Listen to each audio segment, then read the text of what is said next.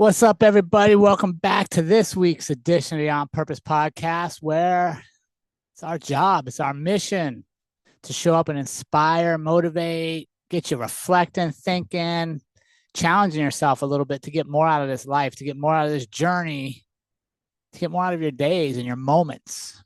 And I'm excited to have you here, and I'm excited to bring on this week's guest, the author of The Road Unpaved, and to share what the power of determination can do for us, right? Today's guest is Risa August. She is an award-winning author of The Road Unpaved, Border to Border with a Brain Tumor and a Bike. It's a memoir that chronicles her extraordinary journey of cycling across the borders while living with a rare and challenging brain tumor diagnosis. And I'm excited to share her story because not just in the medical world, but I think too many times we allow the stories we tell ourselves or that other people have told us to kind of limit who we can become, what we can do in our lives. And getting to talk with Risa and hear her strength, hear her courage to say, no, wait a second, I can do more.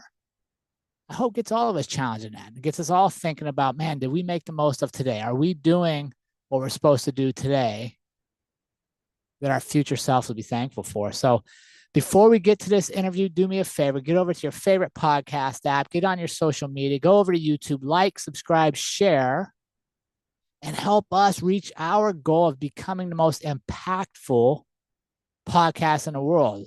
That means we're reaching more people. We're showing up in more people. We don't know which stories we're going to find them when, but we know that the power of storytelling is that people can find it when they need it most without even knowing they needed it. So do that. Give us a like, subscribe, share wherever you're following. And then let me know what you think of this week's interview with our guest, Risa August. All right, Risa, my newest friend, welcome to the On Purpose podcast. How are you today? I'm wonderful, Jerrod. I'm so grateful to be here. I am excited to share your story. When I came across, honestly, people like you are why I do the podcast, right? Like, I don't know that we'd meet anywhere else. I don't know that we'd have a chance to sit down and talk like this. But when I saw your story, I'm like, man, I need to learn from her. I want to know this story, and I want to share it with the people that follow us. And first off, that's only possible because you have the courage to share your story. So I want to commend you for that and thank you for finding the value in your own story so that others can learn from it. Oh my gosh, thank you. And it's still hard to hear that. I feel like I'm still floundering my way through life and and so, there's that. And there's me just being me. Mm. So And I love it, right? That's exactly why your story is so important. And everybody's story is important because we are floundering. We are all in different stages of process and progress. And there's no, I got to wait till I'm at this point before I can share my story. yes, I agree. So before we get going, because I know we're going to talk a lot about some bicycling you did and some physical challenges you faced, I got to warm you up because I can't just have you jump in and pull on a hamstring or something early in the session here. So are you ready for that, Rissa? Yes, fair enough. All right, I'm ready. All right, here we go. Sunrise or sunset? Can I say twilight, like just before Oh, sunrise? There's something about the anticipation of that new day mm, just about to begin, and it just feels like a world of possibilities. And I'm waking up with the birds and the bees and the and the animals and all the noises and sounds, but it's just that moment before, that brief moment before. that's a great answer. What is a quote that stuck with you or a kind of that you go back to that is in your mind? Ooh, it's a Lewis Carroll quote from Alice in Wonderland.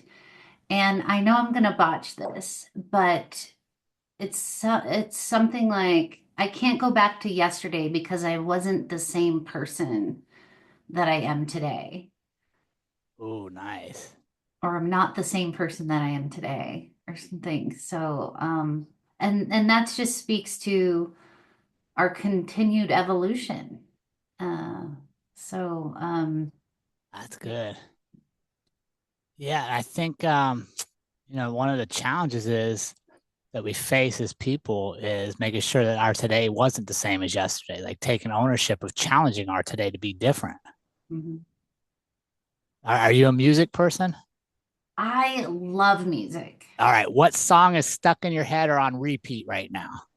Oh my gosh. Okay. It's because I just went to Memphis. I just did a talk in Memphis. And so I went to Beale Street Okay.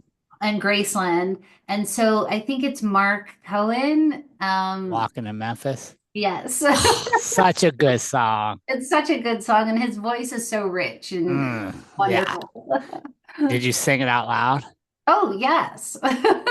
Yeah, man, that's such a good sing along song. It is. All right. Favorite book? Gosh. I didn't say it was going to be an easy warm up. I got to challenge you a little bit. Um, favorite book. Uh, oh my gosh, I can't limit this, but okay, so I'm looking at my bookshelf and right now like The Tao of Pooh. And it's by Benjamin Hoff and it's this it's the playful and simplistic way Pooh, navigated life.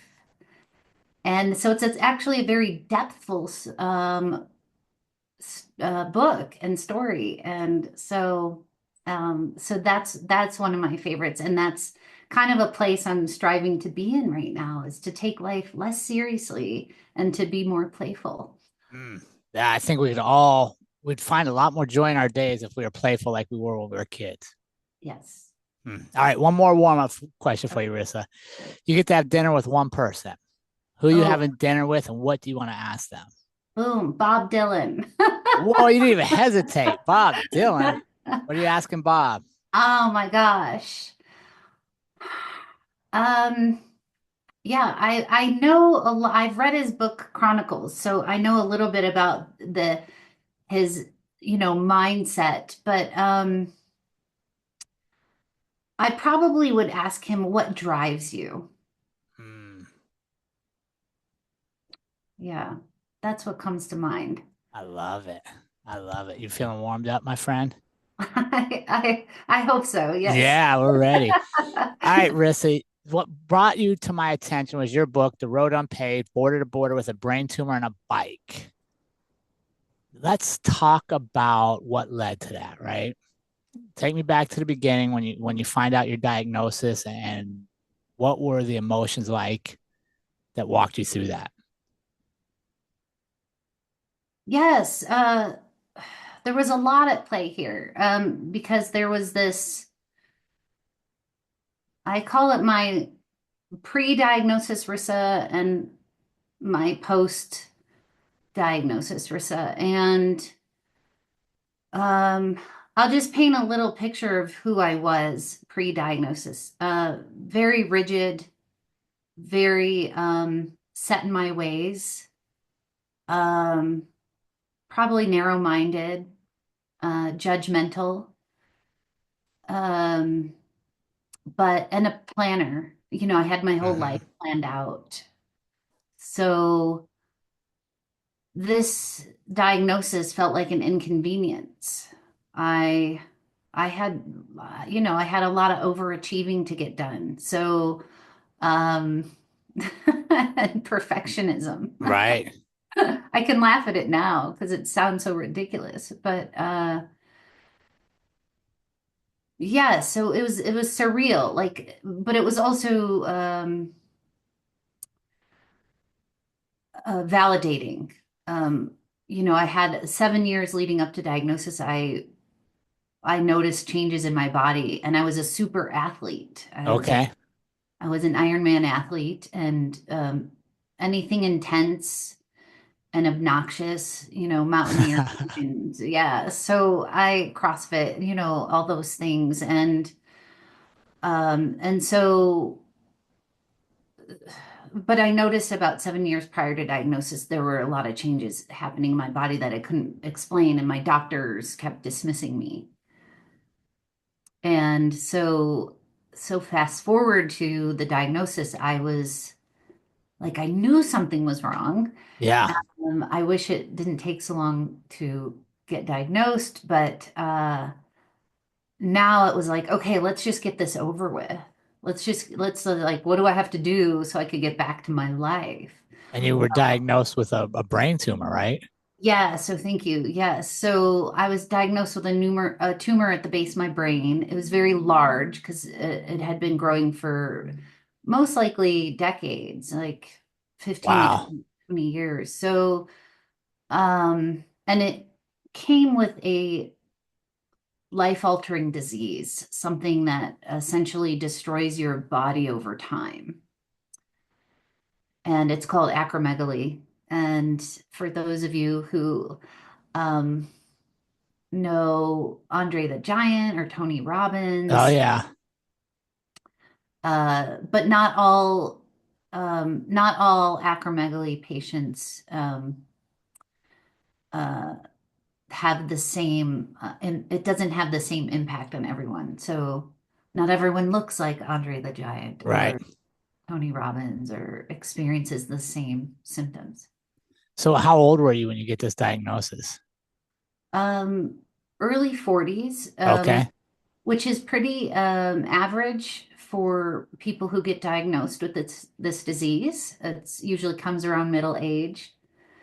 And and again, I felt like I was in my prime. I'm very youthful and young-hearted, so and sometimes very immature too, which I like. So I was just like, okay, let's just get this over with. But I quickly learned that I was never going to be the same. What was the treatment they wanted to offer? So I was told I had to have surgery, brain surgery. And if they get the entire tumor, I had a good chance of going on to live a pretty normal life. And if they don't get it, then there's medications, there's radiation treatments. But you have to wait 3 months post-surgery before you find out because things have to heal up uh, and hormone levels have to kind of level out. So 3 months later, I found out they did not get the entire tumor, and so I went on to have reluctantly have radiation treatment and also had to pursue medications. So. Okay. So what point did you decide to challenge yourself with cycling border to border? Yeah, so it was about 6 months post-surgery, um, when I was still like I was living in these tattered gray sweatpants and um and I still hadn't left the house. I could barely get off the couch. Mm. And my husband at the time would say, well, why don't we try, taking the dogs for a walk? Why don't you come with me? And I couldn't get off that couch or out of those tattered gray sweatpants. What And no, was it physical or just mental at that point? 'Cause so you're saying 6 months. So you had to wait 3 months for recovery to get the diagnosis that they hadn't got it all. And then now 3 months later, you're still recovering, staying at home. Was that more physical you couldn't move, or was that restraints you were putting on yourself? yeah, I just finished radiation treatment and physically I didn't have any energy, but I also think there was probably some post diagnosis depression Sure. or something going on. I'm careful with the word depression. I know it's very real for people, and so I don't want to use that loosely. Right. But I feel like there was something going on that I was struggling with. And so I was sitting on that sofa in those tattered gray sweatpants and really said to myself, it was really a pivotal moment. I was like, this is no way to live. Mm, And I really felt like if I didn't get off that couch, I would die. If I didn't get out of those sweatpants, I would die. And so that was the moment, that was the actual moment that evening. I didn't even talk to my boss or my husband at the time. Like, no, like I just signed up for an 1,800-mile bike journey down. And I didn't know I had 14 months to figure out how I was going to get off that couch and get to the border, the Canadian US border. So, okay. And yeah. what was it that drew you to the bicycle race? So you were doing triathlon, so biking was part of your past. Yeah. Yeah, so I couldn't it was very painful to walk. Because what the acromegaly does is it changes bone and tissues. So it's basically excessive growth hormone being dumped into your body. So bones grow and shift and change, and as well as organs and tissues and all that. And so it's very painful to walk very far. Like I couldn't walk very far. And but I knew I could still bike. Like I knew I had to be able to still bike. Like Right. I and so when I was on that sofa in those sweatpants, I it was really a bucket list moment. Like I was like really like 6 months of reflecting on my life and realizing that it was no longer going to be the same.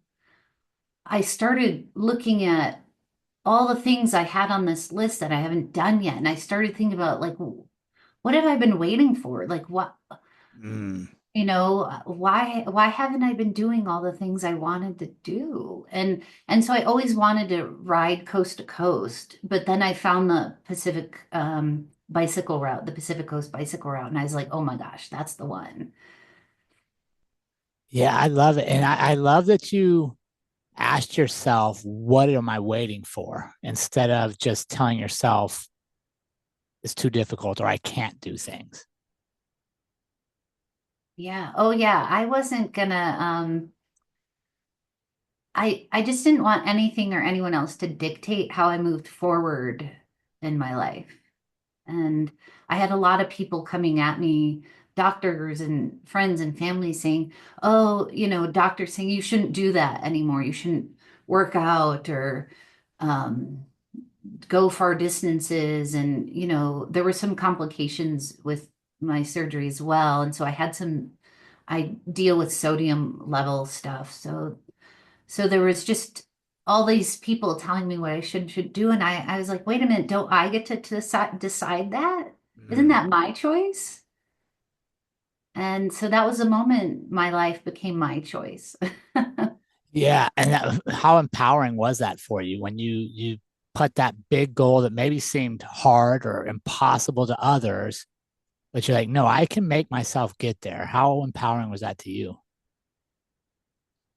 It was extremely empowering because and maybe not right away, but it shifted my whole perspective. So I had 14 months to figure out how I was going to ride 1,800 miles. So for 41 days straight, right? But I could barely get off the couch. So instead of, like I always was this big planner and looking ahead, I now had to start planning more in the moment. Well, what can I do now in this moment? Um, and well, I certainly can't go out and ride 1,800 miles. So what can I do? So literally the first step was, well, I can get out of these damn sweatpants. Mm. And that was the first thing. And then that led to, I actually started painting, um, because I needed to really be more present and be in the moment and be more accepting of where I am. And so I started painting, and I don't consider myself an artist, but suddenly I was selling art pieces around the world. And And then I made it to my mailbox. And then I took my dogs for a walk. And then I got on my bike in the basement on the trainer for 5 minutes. So it was like making things attainable, like Mm. one step at a time, which was a whole new place for me because I was all about, nope, I'm going to do it all now and I'm going to do it perfectly. And now all of a sudden I was, you know, things changed and I couldn't be that way anymore. I had no choice. Right. I had to shift. Yeah, no, that's good. Tell us about that first cycle ride when you get on the bike and you can go for 5 minutes, but you're thinking like, oh my gosh, in 14 months, I'm riding for 41 straight days. Sorry, I feel myself a little emotional here. That's all right.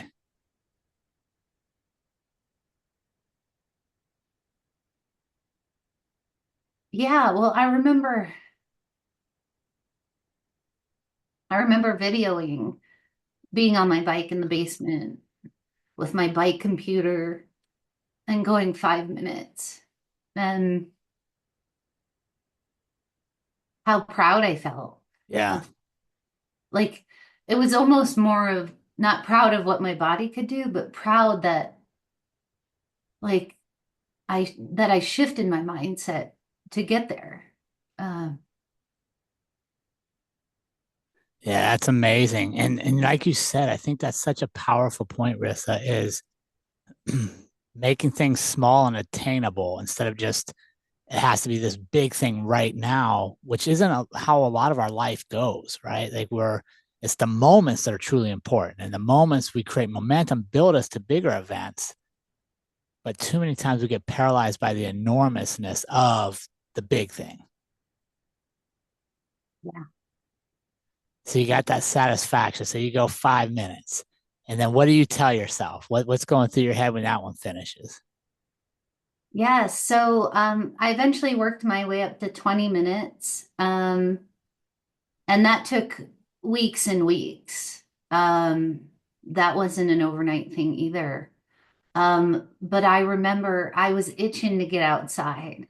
I was itching to get some fresh air and be on the road again. And so it was a big thing. It may as well have been the 1,800 mile bike ride because I was like prepping for it. And again, I had to really pay attention to sodium levels in my body. And so I was like planning, like, okay, someone would ride with me. And I'm not going to calculate all my fluid intake and make sure I don't go too far from my car in case I can't go very far. Like I was really like prepping big for this. And the first ride out on the road was 8 miles. And I'm smiling big because it it was such a big deal, but I was someone who rode 65 miles for fun, on the weekend or something. So, but the 8 miles was like, it may as well have been 65 miles. Like it was a really big deal to be out there. And then that just propelled me. And I think the next ride was 13 miles. And and then I worked my way up for months and months and months. And um maybe less than a year later, I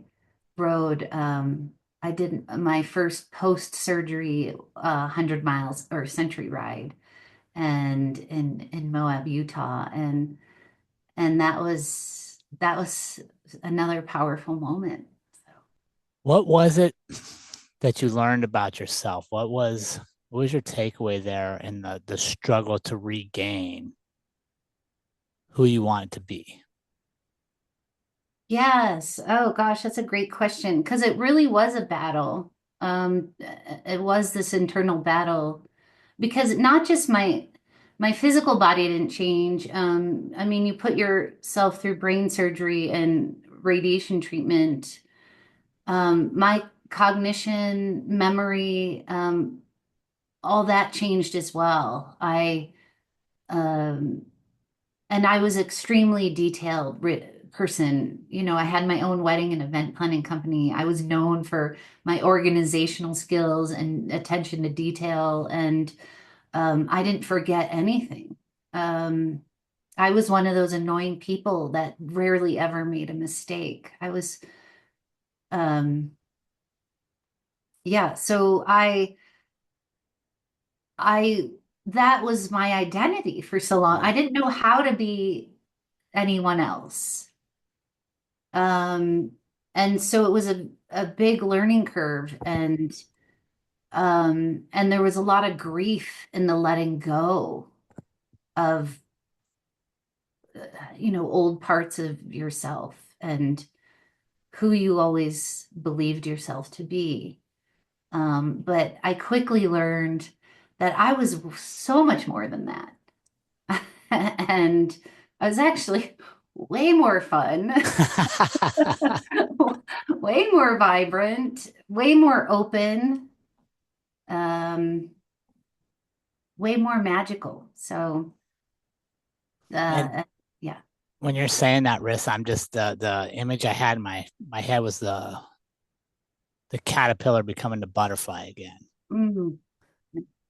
right? And that the caterpillar is only known being a caterpillar. It doesn't even know what beautiful butterfly it's going to become. It just has to trust that process. And I think sometimes that's where we get in our own way as humans. We don't trust our process that we are going to become something beautiful if only we let go of who we've been, if only we embrace the continued growth and moving ourselves forward. Yeah, beautifully said. Yeah. And I think what I've seen a lot is it, and similar to you, is people have to have this life defining event a lot of times before they allow themselves to move beyond what they've already considered themselves. Yes, absolutely. And I'm one of those people that see it as a gift. Absolutely. And that's so common. I can't tell you how many people I've interviewed or talked to that are like, no, this cancer, this diagnosis, this trauma was actually the best thing that happened to me because it woke me up and it lit that fire in you again. Yes. Right. I can feel your fire. You got good energy, my friend. I can feel your fire across the country right now. And I love it. Right. Because we all face those moments in our life where we can either pick ourselves up and move forward or just accept things as they are.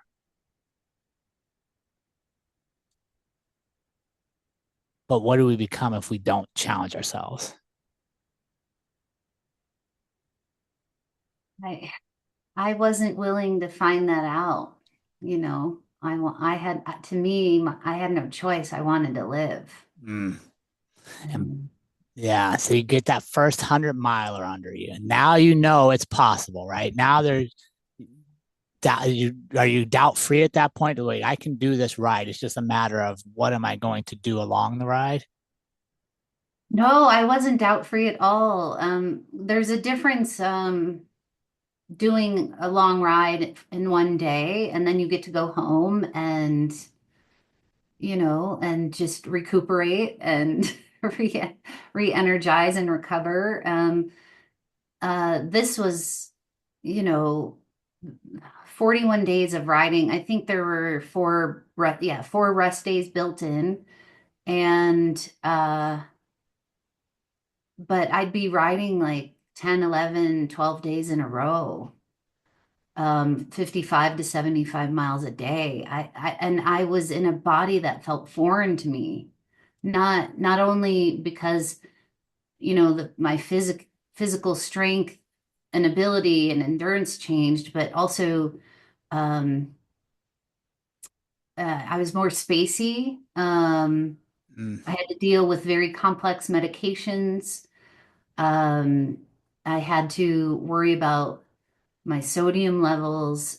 So there was a lot of complexity, and so I had no idea how I would respond to it, and especially with the spaciness, like would I forget? Like would I forget I need to drink or eat, or there was a lot of logistics involved, and I had to coordinate with medical professionals along the way to administer these complicated medications and things. So there was a lot of worry around that and planning and good thing I was good at planning. Yeah. Did you have a team with you? Did you take other riders or did you have a group you were riding with or? This was actually a semi-supported tour because I wasn't ready to go solo yet. So there was 10 of us and a van transported our gear from location to location each day. And but it was up to us, each of us as individuals to get ourselves there. And so they would carry I didn't want to worry about carrying my Right. gear and equipment. So, but we were essentially on our own otherwise, with food and cooking and setting up our tents and all that. But it was just one less logistic to Right. worry about for me. So how long? So you're 14 months out for the big ride. You're working your way through. You're hitting your 100 miles. What was the next big milestone for you in that process of recovery? Both, not necessarily just the bike ride, but the next thing you accomplished where your mind started to believe again that that all this was still in front of you. You mean before the ride? Yeah, Sorry. yeah, yeah. Before we get to the ride, so we're still working our way to your big ride.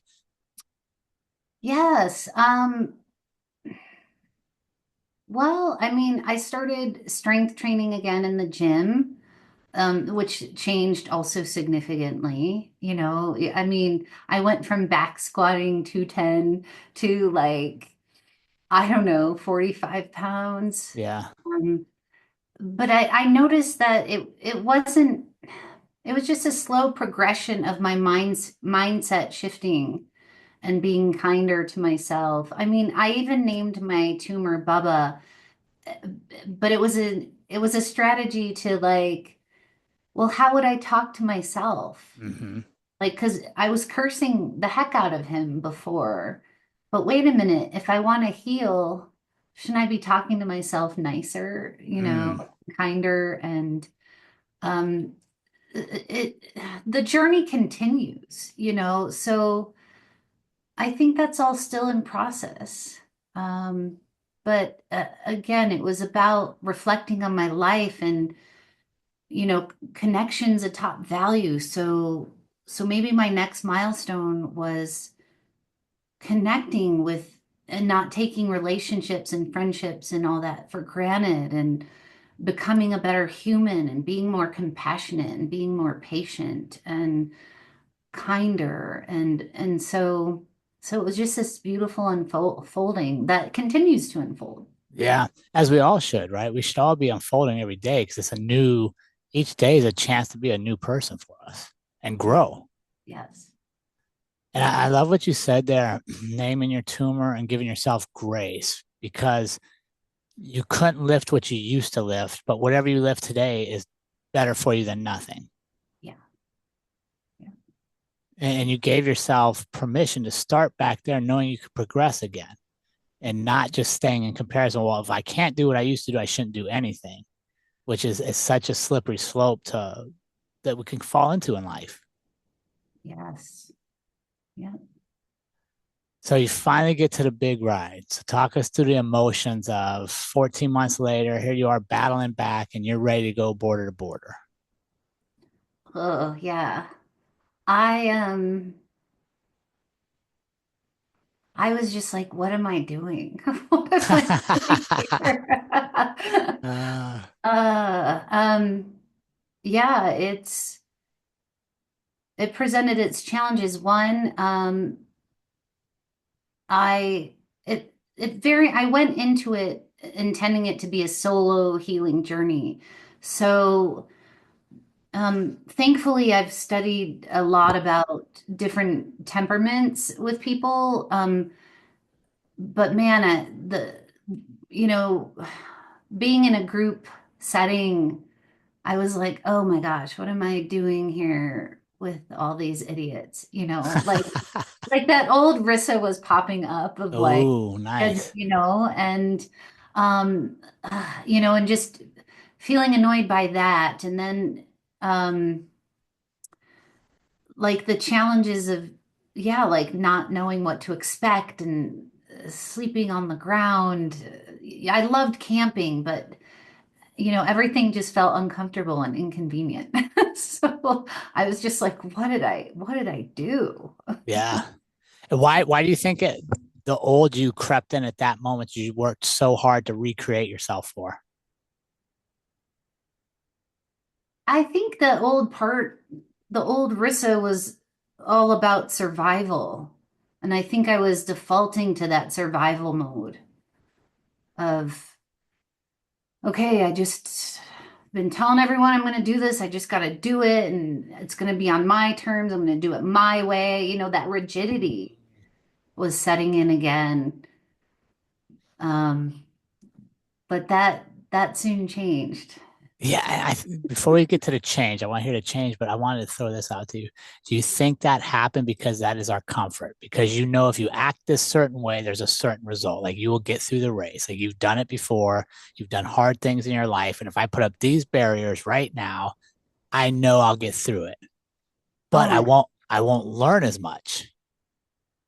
absolutely. I mean, I used to pride myself in compartmentalizing, Mm, putting this here when that and putting that there and it just, plowing ahead and focusing and yes, yes, and yes. yeah. So talk to us. When does it change? When does that moment change for you? It wasn't immediately, but it was, I mean, the first 2 weeks were mostly rain and cold, up in the Pacific Northwest. But I think it was about a week in, and uh, it was another rainy day. But then there was this moment where I just stopped on the side of the road, and there was like five people with me, and I remember feeling annoyed about it. And and you're in full rain gear and you're just sick of the rain and cold and not knowing if you're going to have a hot shower that night or any kind of warmth. And I pull over and I'm just like, I'm getting a snack. And I was hoping everyone would just keep riding. But they all stopped and they're like, oh, great, we'll have a snack too. And I'm just like, oh. And for a moment, just the sun started popping out and there was this little patch of blue, just this little patch of blue. And like we all felt warm for a minute. And everyone's being polite. And I just got a little fed up and I said, can we cut the crap already?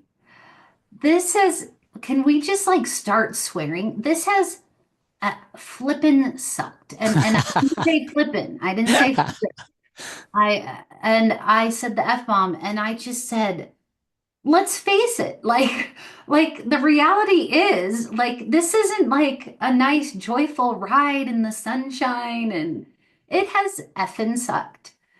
And people just like stopped what they were doing and looked at me. And so I was just like, am I allowed to swear? I don't know. Is Oh it okay? yeah, yeah, you're Okay. fine. It's a podcast. We're not on Okay. TV. Okay. So I just said, can we just say fuck already? And, and they like just I think we're shocked for a moment and then just all like and then they were and then so then one guy said, okay, well go on, say it. And so I just screamed it. I just said, fuck, this fucking sucks. And everyone starts laughing.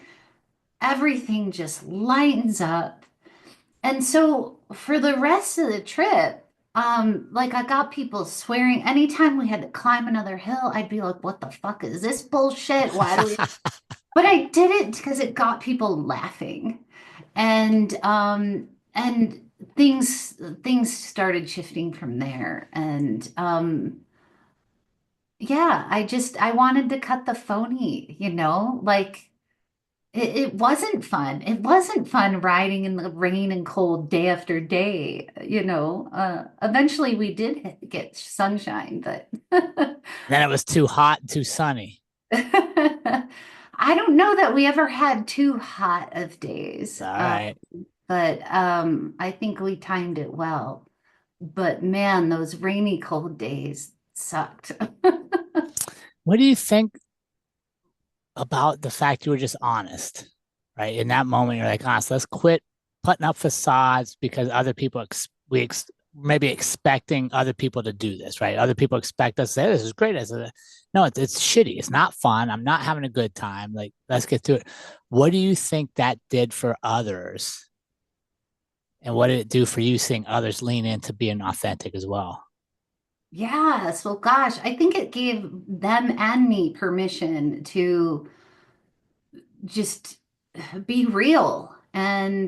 Uh and that was something that was another lesson for me because I don't think for so long I wasn't being authentic. I was living according to other people's um perceptions of me. Mm. Oh, Rissa's good at everything. She does everything perfect. She's a super athlete. She's an amazing planner and organizer and all. And so like I took that role on. Like I took that on as that identity. And so this was a lesson in like screw that. It's not like it's not always sunny and warm and wonderful. Like sometimes it sucks and sometimes I forget things and sometimes I'm not good at everything. And so, you know, like it was just this permission of like, no, no. And sometimes it is sucky and not perfect. And I love you use the term permission, right? Because you give yourself permission to admit that and to be who you really want to be, who you are. And others see that and they go, wait a second, I can do the same, Yes. Yeah. right? Because we're having this moment, right? We're going to ride 41 days and it's going to be, we'll look back on it and enjoy the challenge we accepted and that we got out of our comfort zone, we pushed ourselves. But it doesn't mean every moment of the journey is going to be joyous, Right. Exactly. Far from perfect. which is our lives. Hmm. Yeah. Right? Especially like you said, when we live our life and realize, okay, today was a shitty day. You know what? That's going to make me appreciate that tomorrow's a good day, right? The rainy day today makes me appreciate the rainbow tonight or the sunshine tomorrow. If I only have sunny days, eventually I start getting mad at my sunny days. Maybe this one wasn't as sunny as the other one, but I forget, I have no perspective that there's sunny days. Yes. Yes. And that's what the road became that metaphor for life for me is it's not always smooth sailing or downhill, Mm. twists and turns. I mean, we got detoured. Some parts of the road were completely washed out and we had to completely pivot or detour, go in a different direction. So it really became such a big metaphor for me. What was your most challenging moment on the ride? The one that pushed you the closest to maybe questioning if you could continue on? Well, I don't want to give too much away because that's in my book. Give me a teaser. Okay. I call it my Big Sur moment. Mm. Um, but when we were riding on the along the coast, especially if you're familiar with Big Sur, there's a lot of sheer drop-offs, Mm-hmm. sheer cliffs that just drop into the ocean, no guardrail, um, hardly any shoulder, and you know, there's RVs whizzing past us. And if you've been on a road bike, sometimes there's like when a big vehicle rides past you, there's like a suction at following it. So you gotta so I'd be riding along the edge and you gotta be sure you're not overcorrecting too far the other way. Eesh. And this particular day happened to have gale force winds and some big steep climbs. And oh man, the wind was roaring and howling, and there was this sheer cliff around this sharp curve. And I was like, I don't know if I can do this. Mm. Yeah, there's those moments in life for sure. Mhm. So you Yeah, did it. I made it. You made it. What was how long ago was that now? 2021. Okay, so 4 years. Mhm. Um, what's the lasting lesson that you take with yourself from that process and the journey?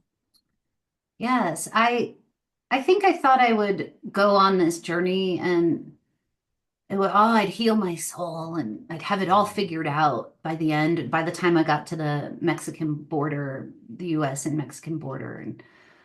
Um, and I remember getting to the border and there was this big wall there that it was just it wasn't this climactic feel, like this wonderful, amazing feeling.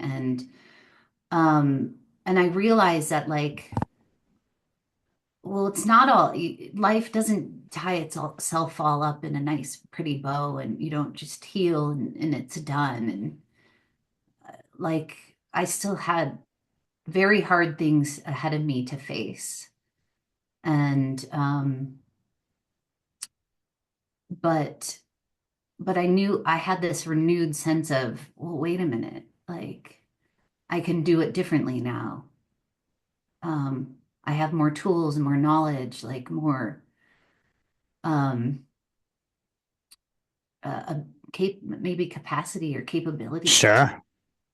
um, to face those things, and that the road continues. I Like, think that's so important, right? Like, yeah, because I've done sports where there's a certain goal and a destination.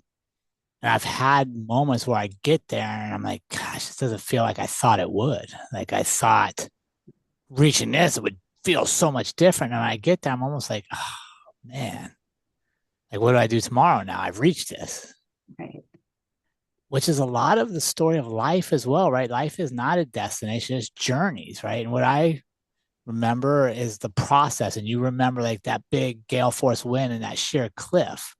That's a much more monumental impact in our lives and part of our story than actually getting to the place I thought I was trying to get to the whole time. yeah, yeah.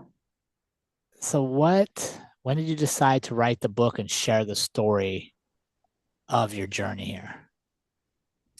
Well, again, that dusty old bucket list I pulled out 14 months earlier. I always wanted to write a book, and I'd start and stop um, but this somehow felt like the story. Like this Mm, was the one, that this was the time. And like we were talking about, like sometimes it takes a very significant moment in our lives to shift us, to um, see things in a new light. And I had a series of really big challenges, but I call those, like I call it rocket fuel. Like that's what propels me mm. forward, as those challenging lessons and moments. And so yeah, so I took all the recordings and everything I did on my bike journey and I started digging in um and that's and then it took a couple more years to get it published. But What did you learn about yourself in the process of actually taking the experience and putting it on paper and putting it out to where, and this will live far beyond my actual time. It's out here forever now. oh gosh, that there was a lot of battles of old Rissa and new Rissa going on. The perfectionist, the trying to write it so that it would please others versus write Mm, it in my voice and what I wanted it to say. And fortunately, I hired a wonderful editor to help me really convey the true self, my true self. And it was also extremely nerve-wracking to put that out there. There were things that felt very vulnerable. And I'm actually a private person. So I all of a sudden, that might change too. So yeah, that was a love-hate experience. How's the response been? How long's the book been out, and how's your response been? The book's been out a little over a year now, and it's been huge. I've won 5 awards. My book is actually in Italy right now at the Bologna Book Festival. It's a really big international, well-known festival, and so that's really cool to see it like on a big banner, and it's being really well received. I'm actually in the revision process of the screenplay for it. So Oh, that's so amazing. And thank you for facing those fears and those doubts and being a private person sharing it publicly because like we talked about before, people are going to need to hear this story and they can't hear it if we don't share it. thank you for the platform and the opportunity to do this. So Oh, it's I'm amazed. So now I got one last question for you. After everything you've been through, Rissa, what does it mean to be living your life with purpose now? What does that mean to you?